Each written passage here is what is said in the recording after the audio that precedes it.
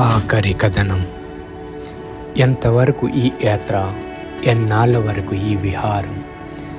జననమై ఆరంభమై మరణమే దీనికి ముగింప.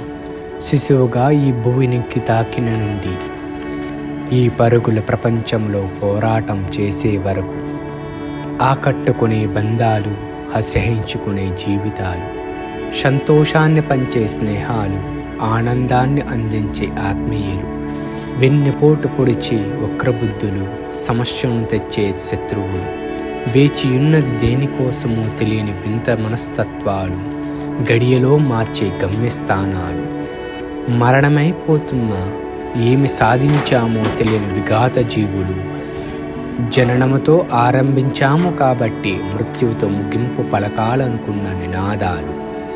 ప్రేమతో మీ కర్మదారి.